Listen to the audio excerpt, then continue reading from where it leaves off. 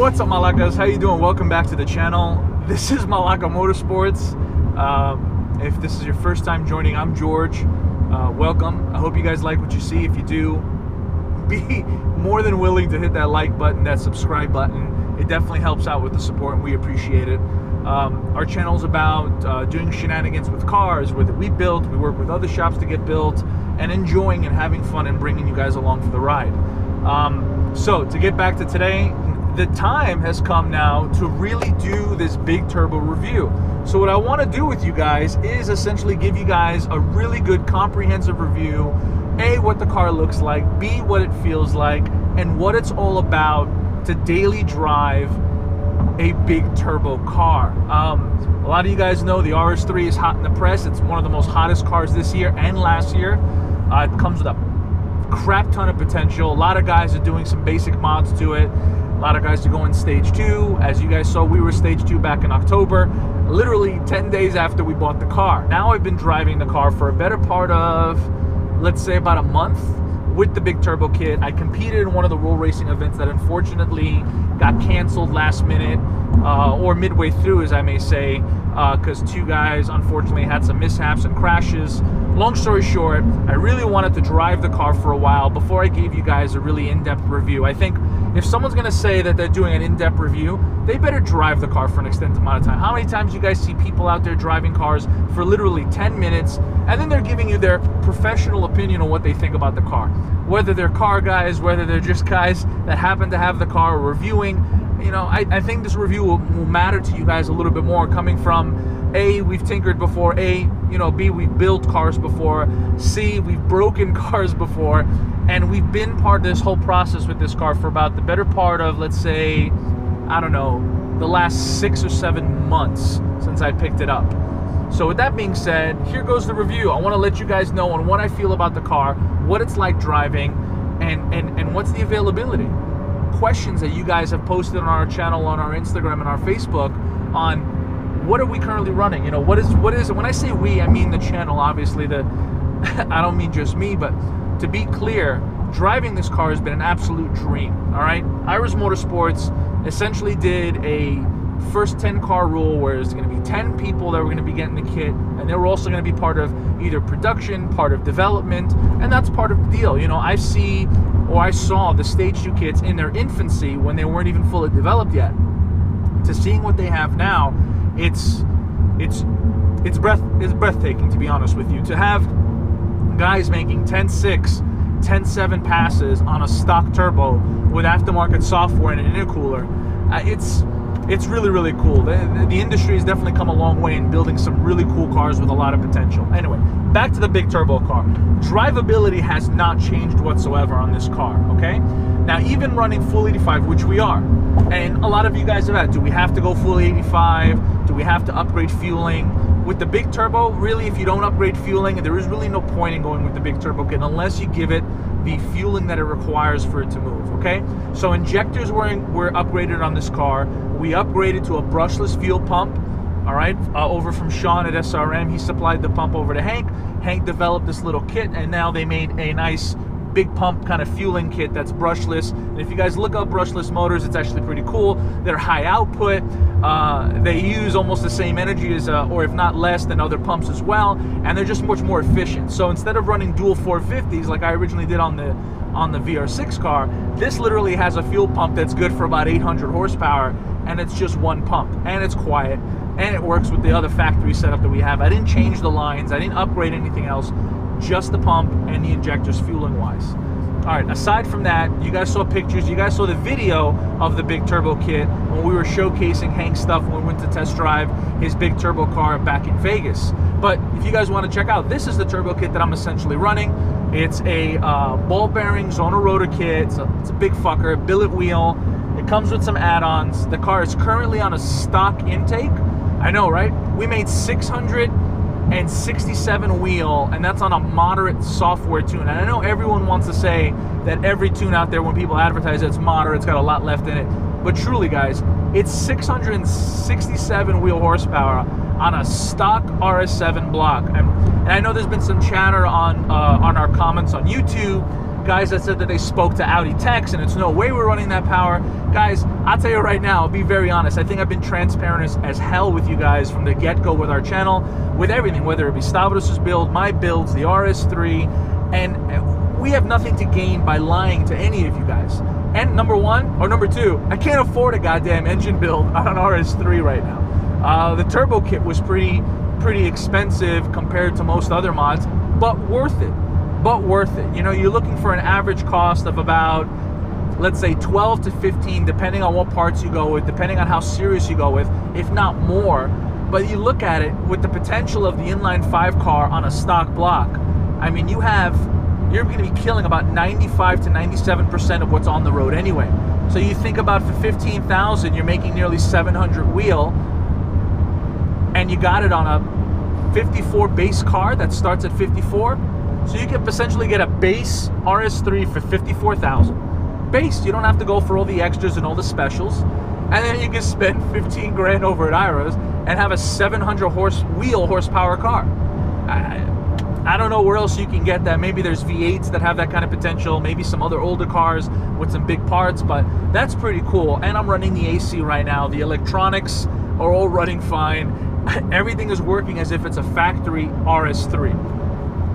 Now, with that being said, torque, all right, the power band is shifted up about 1,000 RPM. That has not changed the dynamics of this car whatsoever. Now, it's kind of interesting, I'll say that, and it's a caveat to that too, I'll be honest. So there have been some initial reviews of the RS3, not many, maybe one or two, of guys saying they really got to give it throttle in order to get the RS3 moving. Well, it's an inline 5 car with not a shit ton of torque as a naturally aspirated motor with a decent sized turbo kit. It's gonna have a little bit of lag, but I won't lie to you guys, I don't notice the difference even with the big turbo kit. You know, I'm right now on my Innovate gauge, and maybe we'll get a quick shot of it for you guys. I'm cruising right now at 80 miles an hour on the freeway, and we're at barely 0 pounds of boost, and the car can go. I can get on the throttle and then it'll build up and it'll go. It builds boost really quick for what it is. It makes really good horsepower, and so far for the past 30, I'd say maybe over a month now that I've been driving and beating the piss out of it. You guys have been watching me beat the crap out of this car for maybe since I bought it, all right? Bought it, launching it, roll racing it, slamming it into a curb. This car doesn't want to quit, it doesn't want to die. It's a very robust car, and I think Audi knew what they were doing when they were bringing these cars to the market. So those of you guys with TTRSs, those of you guys that hit us up saying that you're buying the RS3 or the TTRS because of our videos, thank you, and really congratulations to you guys. For those of you guys even looking to get an RS3 or TTRS, you guys are going to be really happy.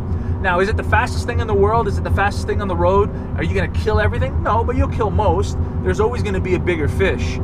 But man, it's hard to compete with a car that's not really that heavy, with a motor that's making really good power, and the power band is there where you want it. So I wanted to address now a couple of the small things. So in some of our videos, a lot of guys have commented on there, hey George, this sounds like the trans is slipping. Do I have to upgrade the trans with the big turbo? What do I have to do?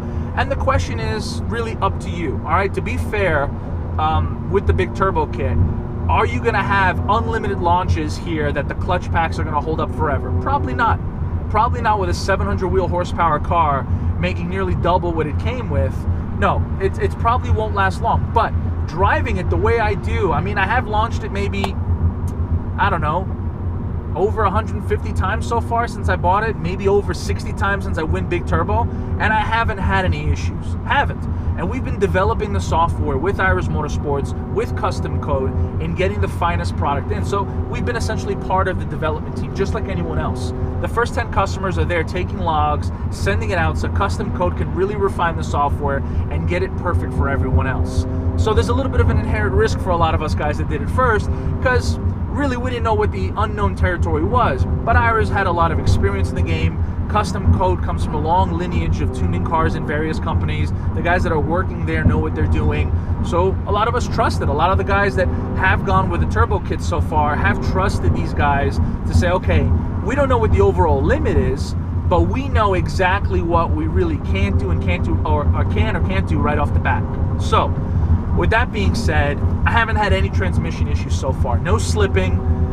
We did work on software in the initial big turbo setup to get it to run exactly perfect so it's not bouncing off the rev limiter. But what you guys have to understand is, on a stock block motor, wheel torque is limited on the big turbo cars for those guys that want to keep it conservative to about 5 to 520. So that blip that you guys hear between shifting, if at any, especially during the launch, it's the software capping the wheel torque at the 500 to 520 range. Now, Hank's car is running a lot more than that. He's the one pioneering right now in terms of what the power can hold. I don't want to give away his numbers. I don't think I have a right to do that. He's going to post those numbers when he wants to. But he's making a lot more wheel torque than we are, and a lot more wheel horsepower. Now, we're about 520 wheel torque, give or take, with about 670 wheel horsepower. And that's still a lot of power, and this car has a lot of go. With that being said, guys, I haven't had any issues whatsoever. I think the only issue that I had, and I'll be very honest with you, and I have to be transparent, guys, is that so in the VR6 car that's E85, it's been E85, we've had cold start issues, and this car is on 100% E85 right now because of the upgraded fueling. So that being said, I had some cold start issues. It would take me a couple minutes to start it up. That's normal when you're running 100% E85. A lot of the guys with the standalone systems have kind of tuned that out and got other systems to kind of assist E85 cars to kind of start up right away and not have rough cold start. But if you live in a relatively super cold climate, you're going to be running 100% E85, maybe E85 maybe isn't a thing for you. Maybe you want to stick to C16 or race fuel. The only problem is it's very, very expensive. And driving this car, you're going to be using up a lot of fuel. So being that E85 is really cheap and abundant, we end up running E85 ethanol. But, you know, there are little quirks that come with that in terms of, all right, am I going to have cold start? Am I going to have this? Am I going to have that? Just take that into account. Cold start issues with the 85, it will be there. But no engine lights up on the dashboard. The only light that I have, and I'll show you guys in just a bit, is a parking slash symbol that has a light against it. So when I unfortunately tapped the curb back in October, we threw the braking system back on. IROZ kind of hooked us up with some parts in terms of the suspension, but we never got a chance to calibrate the rear braking system again. Now on the B8, on the other cars, I could do that easily with VATCOM, but this car's so new, VATCOM doesn't have any procedures to do that. They don't. You can't do that with the new RS3 on VATCOM. Now, with that being said, if there's any updates from the date of this video to then, please take it with a grain of salt. As software changes, VATCOM's always upgrading their stuff. So I'm sure that they're going to release an option or a solution soon. With that being said, guys, what I really want to say is I haven't had any issues with this car. Haven't had any whatsoever. And I love it. I truly, truly love it. You know, we lowered the car in MS Sports Springs, the adjustable spring system. I wanted to throw that in there too. And rides like a factory car. But I'll tell you something right now. I don't like the MS Sports suspension or the race suspension on a mag ride setup. For some reason, I don't know. It just doesn't. I think the RS Sports suspension, when it's on a true shock and spring setup, it feels so much more natural. But that's just my opinion. You know, there are guys that rave about the MS Sports suspension on the mag ride, and it works great. These guys love it. But I drove Hank's car, and his is mag ride on the MS track, and I have MS on my sports suspension that has no mag ride. From the factory, mag ride was deleted, and it feels so much more natural. It feels amazing. I just love the feel. So again, you know, I hope this helps you guys make a decision whether or not you guys want a big turbo in your car. If you guys are thinking about going stage 2, you guys can tell from the videos the kind of cars we were destroying. I mean, big, drag slicked, 600 wheel horsepower, 550 wheel horsepower Mustangs were going against us. And we were on stock turbo, and we were smashing on these cars. So what does that say? What does that put into perspective for you? Now, are you going to be killing 1,000 to 1,200 horsepower GTRs with this? No, you're not. Okay, the GTR is an animal in its own right. but a moderately tuned GTR, maybe a low-end GTR, maybe a V10 naturally aspirated Huracan R8, for sure. We had some trouble keeping up with a supercharged Huracan, and that thing is light and fast and making a ton of power on E85 mix. But man, we gave it a run for its money, so to speak. We gave that Ferrari superfast 812 that's making about 780 horsepower, maybe about 680, 690 wheel horsepower, a run for its money. We pulled like 3 or 4 car lengths on it, and then we just held in front of it the whole time, which is, I don't know, it felt really, really good to do that. The car is just super fast. There are also some questions asking about, George, in terms of drivability. I know the RPM range has changed, but what do you feel like driving the car in traffic? So if you guys are following me on Instagram, you guys saw that I got stuck in traffic yesterday taking my buddy Justin to go drop off his vet at American Heritage in LA, or actually it's near Torrance, for some head work, and we got stuck in traffic for a better part of 2 hours. LA traffic, I know. Not an issue. I put it in sport, which right now I have it in manual. I put it in sport, and I just drove it, and it acted like a normal car. Normal. It idled normally, it ran normally, it feels super smooth, and I'm super happy about it. You know, a lot of people say, you know, there's got to be something that you don't like. The only thing I don't like, all right, and here again, like I said, don't like. This is my, I guess, those are my pros. This is my only con with the big turbo RS3, is that I am running E85, and it's not the fault of the turbo kit or anything else. It's the fact that E85 is a long drive for me. We have to drive about nearly an hour, maybe 40 minutes to an hour to get it for me, so it's not local. So that makes it a bit of a hassle, but worth it. My other cars are running 85, so it's something I have to live with. That's my choice. It's no one's fault but my own. The second thing is that really there's no one here in the States that offers a catback system for the RS3. RS3 has been here since the beginning of 2017. The 2017 model has been in the States now for some time. And I just wish that someone would have developed a catback system. Now, I know there's a few companies out there that are in progress. I know Iris has a prototype version on their car, but I'd really like to see a developed Valvetronic switch path system for the RS3 that sounds really good, that complements it. With the bigger 3.5-inch downpipe and the bigger mid pipes that I'm running for the big turbo kit, it sounds amazing on high throttle, and even in mid throttle it sounds really aggressive, almost sounds like a V10. It's crazy. However, and maybe we'll play a clip for you guys can hear it from our races to see what the car sounds like. It sounds amazing. But in some cases it also rattles. You know, the stock catback feels a bit overloaded. I know people have had issues with the factory setup on a stock RS3 with rattling that they've taken back, and the, you know, Audi's trying to figure it out. So I guess that's more of a factory defect that's getting more and more highlighted with the more performance you're throwing at the car. So with that being said, somebody out there, please release and make a really good switch path, nice crisp sounding, not rattly. I don't need to hear anything like Army Tricks. I don't need to hear anything like a flapper in the wind. I need to hear, like, you know what I'm in love with? My old AWE Twin 1. I used to love that exhaust when I had it on my B5. And then AWE's track exhaust system for the B8 sounded amazing. If there can be an exhaust system like that, that's aggressive, crisp, and really brings out the sound of this car and its switch path, I'll be happy. I mean, sign me up. I can't wait.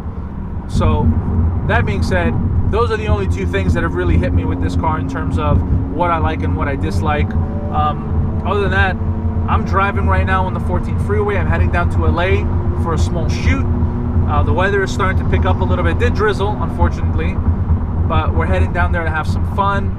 I hope you guys enjoyed this review. I hope you guys enjoyed the sounds, the launching, all the jazz that we have, and really hope it puts in perspective in what to expect with driving this car. That being said, if you guys have any more questions, if you guys have any comments, concerns, put them in the comments below, okay? We answer about 99.9% of the comments, or at least we try to, at least especially those that don't troll. And if you do like this video, if you like what we've been posting, if you like this channel, hit that subscribe button, hit that like button. It really, really helps to help grow the channel and give us the support that we need in order to keep making videos like this. Okay, that aside, VR6 updates are coming. Hopefully this month my wide body VR6 car fabrication wise is done. Hopefully have it running in the beginning of April and moving around and making some noises and having a great time. Stavros' car is in R&E or slash Murray's Performance Garage here, local to us in Lancaster, California.